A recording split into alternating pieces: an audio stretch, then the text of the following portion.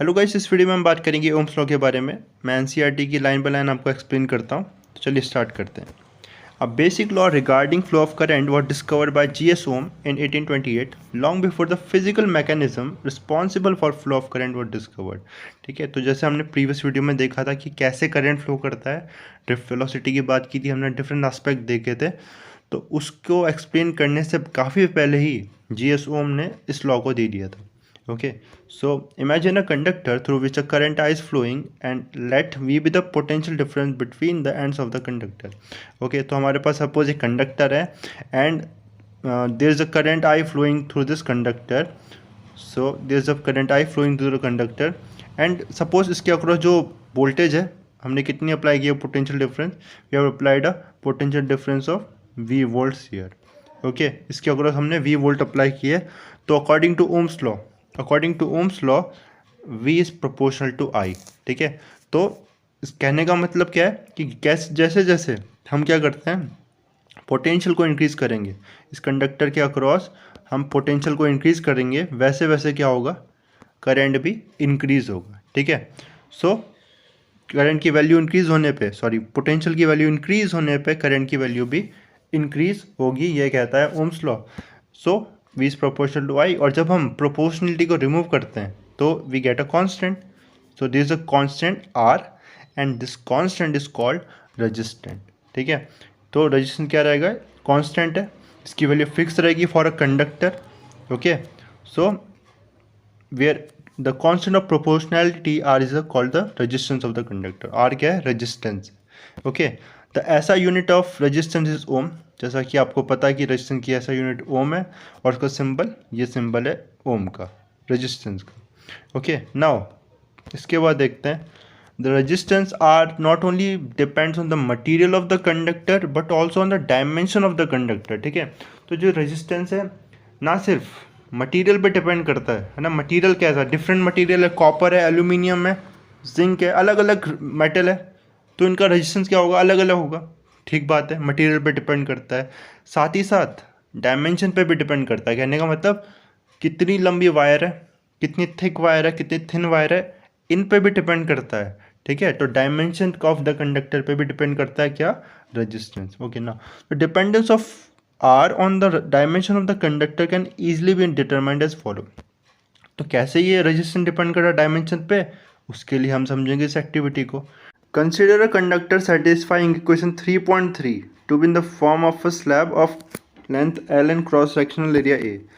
तो हमने एक ऐसा कंडक्टर कंसिडर किया जो क्या कर रहा है, पहली बात तो ओम्स लॉ को सेटिस्फाई कर रहा है। अब आपको ये समझना, जो सारे मटेरियल्स है, सारे के सारे मटेरियल्स ओम लॉ को सेटिस्फाई नहीं करते, ओबे नहीं करते, इसी की वजह से हमने इसको कैटेगराइज किया है ohmic and non ohmic conductors और मटेरियल्स। ओके, तो नॉन ओमिक क्या होंगे, पहले तो ओमिक क्या होंगे, देखो ओमिक में जिसमें ओम्स लॉ वेरी ओबे होगा, यानी कि जिसमें V और I का जो ग्राफ बनाएंगे, तो ग्राफिकली अगर देखें तो स्ट्रेट लाइन बनेगा, V और I का जो ग्राफ बनेगा वो स्ट्रेट लाइन बनेगा, रेजिस्टेंस कांस्टेंट होगा ऑल थ्रू आउट। ठीक है, लेकिन कुछ मटेरियल्स ऐसे होंगे जैसे कि सेमीकंडक्टर्स।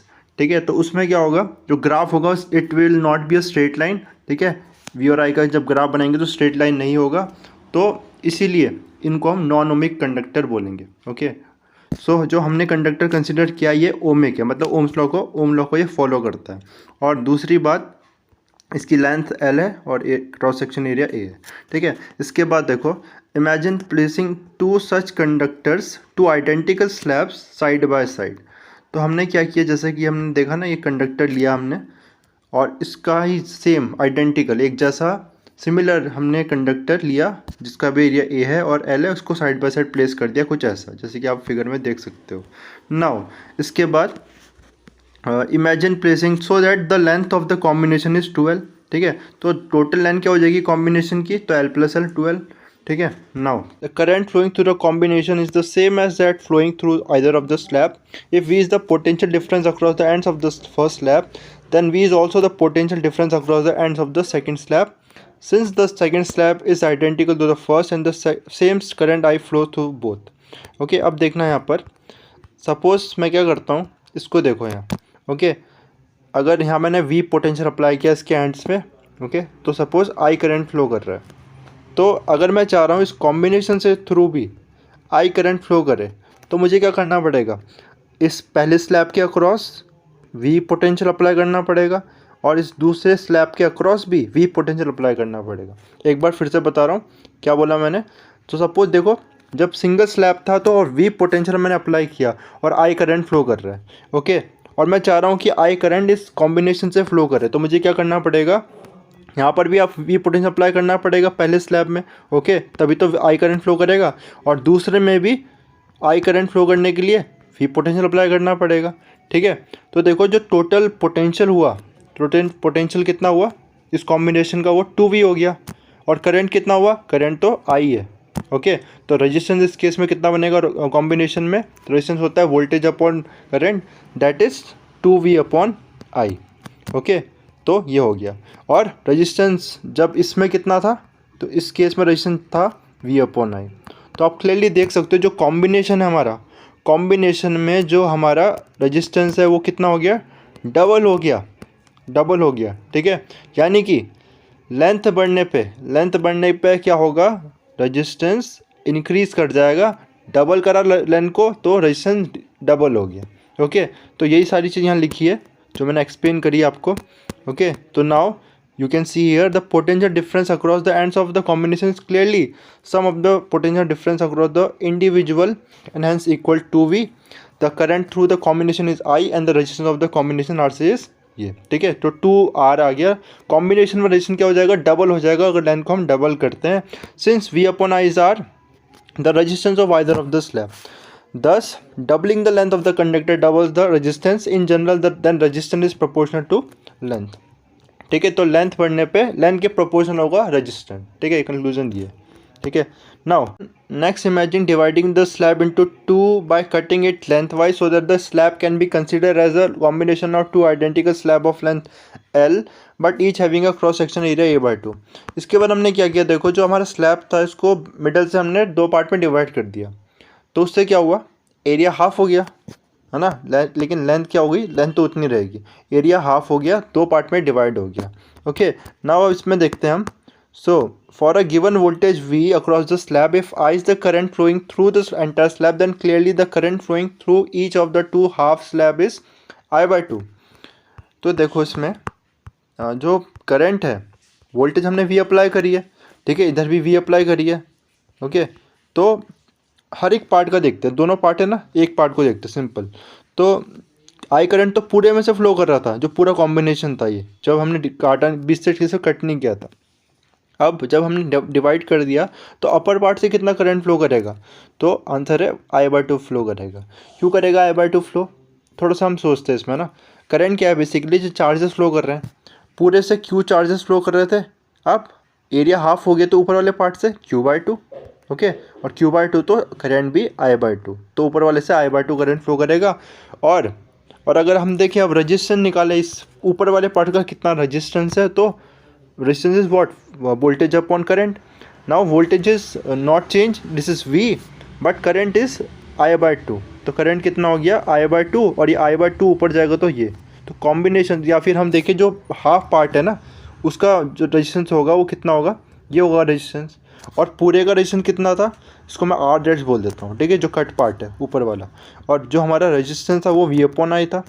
तो आप देख सकते हो रेजिस्टेंस जो हाफ पार्ट का कितना है, इस डबल, ठीक है, यानी कि हाफ पार्ट का रेजिस्टेंस कितना डबल है, यानी कि एरिया हाफ करने पे, इस केस में हमने क्या किया, एरिया को हाफ किया, और एरिया हाफ करने पे क्या हुआ, रेजिस्टेंस डबल हो गया, ठीक है, एरिया हाफ करने पे रेजिस्टेंस डबल हो गया। यानी कि जब हमने क्या कंक्लूजन ड्रॉ करे, तो लेंथ डबल करने पे रेजिस्टेंस इंक्रीज हो रहा है, और एरिया हाफ करने पे रेजिस्टेंस डबल हो रहा है, यानी कि एरिया पे इन्वर्सली प्रोपोर्शनल है।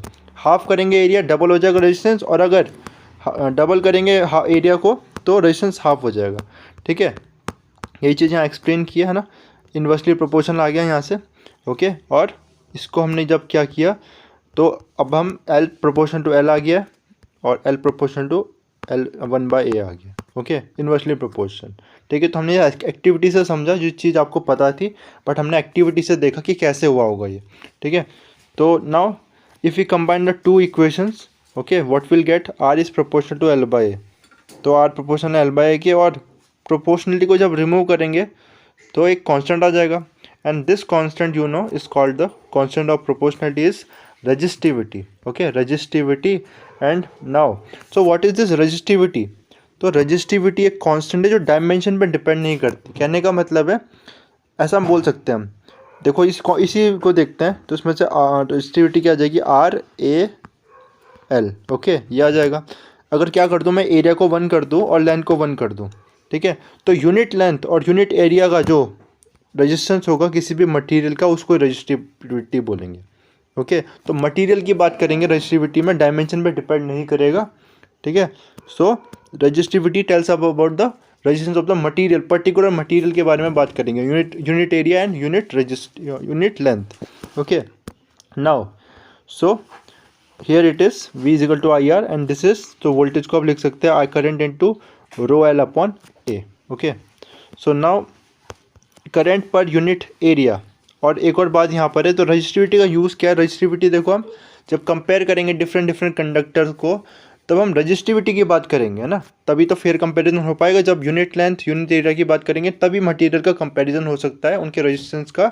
तो रजिस्टिविटी की हम बात करते हैं. Okay, so now current per unit area taken normal to the current I by A is called current density and denoted by J. जैसा कि हमने देखा था कि जो करंट डेंसिटी है वो क्या होती है, current density is current per unit area. ठीक है, ये हमारा वायर है और ये एरिया, करंट इस डायरेक्शन में फ्लो कर रहा है. Okay, this is area normal to this current. So current per unit area, current upon area is nothing but this is what we defined as current density. और हमने देखा था current density J क्या है, it is a vector quantity. किसी भी point पे current की क्या डायरेक्शन है वही बताएगा करंट डेंसिटी. तो current density is current upon area. Okay, और ऐसा unit of current density is ampere per metre square. Current की यूनिट एम्पियर है और एरिया की मीटर स्क्वायर, तो ampere per metre square. Further, if E is the magnitude of uniform electric field in the conductor whose length is L, then the potential difference V across its ends is EL.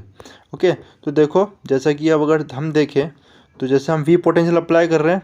Okay, और हमें पता है potential is what, potential हम देख चुके हैं previous chapter में, potential वाले चैप्टर में. It is negative gradient of, sorry, electric field is negative gradient of potential. Okay, electric field negative gradient potential, या फिर मैं क्या लिख सकता हूँ, E is equal to V upon L.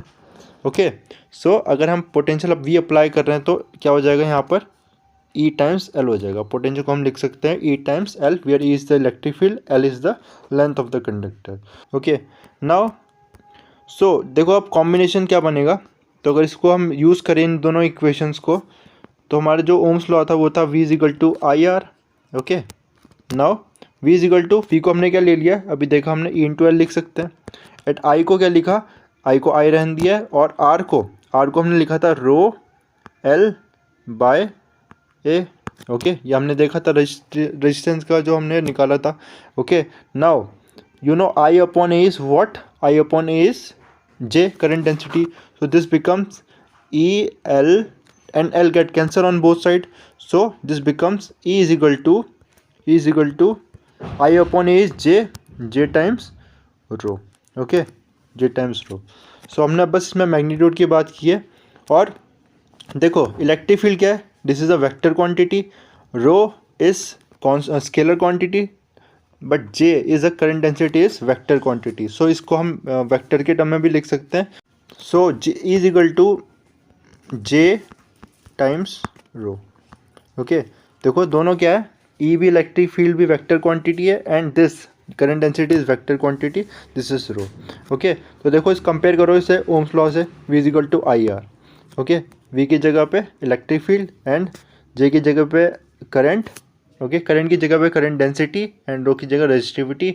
So this is the Ohm's law in microscopic form. Okay, similarly हम इसे conductivity के टर्म में भी लिख सकते हैं. ठीक है, तो कंडक्टिविटी टर्म में क्या आ जाएगा, देखो रो को मैं लेफ्ट हैंड साइड सेंड करता हूँ तो क्या आ जाएगा, E upon rho, 1 upon rho. ठीक है, and this is J, and 1 upon rho is what, 1 upon rho is the unit, is a quantity that is called conductivity, जिसे हम सिग्मा से डिनोट करते हैं. तो देखो J क्या आ जाएगा यहाँ से, J is sigma times E, where J is current density, sigma is conductivity. Okay, conductivity. Resistivity क्या था, कितना एक मटेरियल क्या करता है, करंट के फ्लो को अपोज करता है। वैसे कंडक्टिविटी कितना एक मटेरियल अलाउ करता है करंट के फ्लो को, ठीक है, that is conductivity times E. Okay, now rho sigma is equal to 1/ρ is conductivity. Ohm's law is often stated in an equivalent form, equation 3.3 है ना। ओम्स लॉ को इस फॉर्म में स्टेट करता है, जो माइक्रोस्कोपिक फॉर्म है ये, ठीक है। तो आप देख सकते हो यहाँ पर, तो सिग्मा तो कांस्टेंट है कंडक्टिविटी मटेरियल की, तो जो करंट डेंसिटी है वो किस पर डिपेंड करेगी, इलेक्ट्रिक फील्ड पर डिपेंड करेगी, ठीक है। So now in addition to 3.3, in the next section we try to understand the origin of the Ohm's law as arising from the characteristics of the drift of electron। तो देखो यहाँ पर जैसे हमने देखा था ना, पोटेंशियल के बढ़ने पे क्या होगा, पोटेंशियल के बढ़ने पे करंट बढ़ेगा। सिमिलरली इलेक्ट्रिक फील्ड के इंक्रीज होने पे करंट डेंसिटी भी इंक्रीज होगी, ठीक है। तो ये माइक्रोस्कोपिक फॉर्म हो गई ओम्स लॉ की, ठीक है। आई होप मैंने आपको ये अच्छे से एक्सप्लेन किया है। फिर भी कोई मिस्टेक होती है एक्सप्लेनेशन में तो प्लीज़ कमेंट सेक्शन में बताना, ठीक है। लाइक करना इस वीडियो को अगर आपको ये वीडियो पसंद आती है, शेयर कर अपना फ्रेंड के साथ ताकि चैनल ग्रो कर सके और आगे मैं वीडियोस बना सकूँ। सब्सक्राइब करना चैनल को, ठीक है। So thanks for watching.